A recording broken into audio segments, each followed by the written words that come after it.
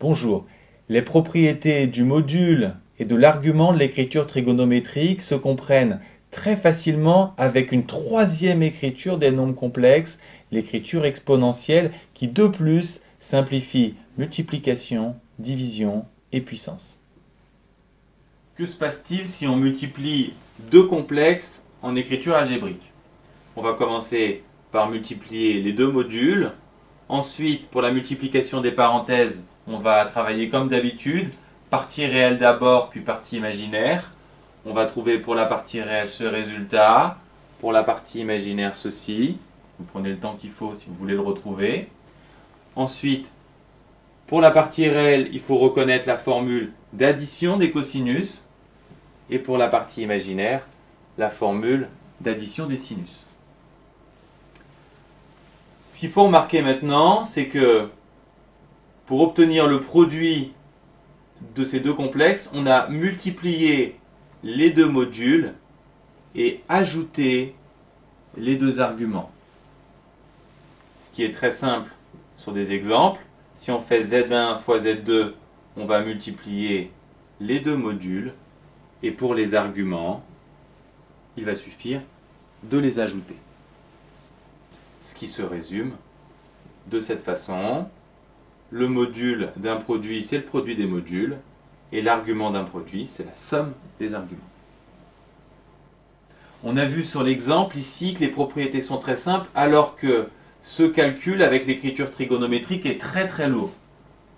C'est pour cette raison qu'on introduit une nouvelle écriture qui remplace cos alpha plus i sinus alpha par ei alpha. La démonstration se fait en niveau supérieur, mais l'intérêt de cette écriture, qui s'appelle l'écriture exponentielle, c'est qu'elle rend les calculs très intuitifs. En effet, si on multiplie Z1 et Z2, on a envie de multiplier les modules, et ensuite multiplier des exponentielles, ça fait s'ajouter les exposants, ce qui rend intuitif l'addition des angles. On a vu que l'écriture exponentielle simplifie les multiplications, elle simplifie aussi les divisions. Regardons. Si on fait Z1 sur Z2, pour les modules, pas de difficulté. Une division d'exponentielle, ça soustrait les exposants, d'où le résultat suivant. Et en résumé, si on fait le module de Z1, Z2, on l'obtient en faisant le module de Z1 sur le module de Z2 tout simplement. Et pour l'argument, on regarde ici, c'est alpha moins bêta, autrement dit, l'argument de Z1 moins l'argument de Z2. Maintenant, pour les puissances, Z1 puissance n, on remplace Z1 par son expression. On va avoir R puissance n, et ensuite puissance de puissance. Je vous rappelle qu'on multiplie les puissances. En résumé, pour les modules, tout se passe bien. Et enfin, l'argument de Z1 puissance n, c'est n fois l'argument de Z1. Prenons un exemple avec deux complexes, Z1 et Z2. Que vaut leur produit? Pour obtenir le module, on fait 2 fois 3. Et pour obtenir l'argument, il suffit d'ajouter les angles. Pour la division, pas de problème pour le module. Et pour l'argument, il suffit de soustraire les angles. Ce qui simplifié donne le résultat suivant. Enfin, pour les puissances, 2 puissance 5. Et ensuite 5 fois 5 pi sur 6, ce qui se simplifie en 32, puis ici en pi sur 6, si on enlève les tours en trop.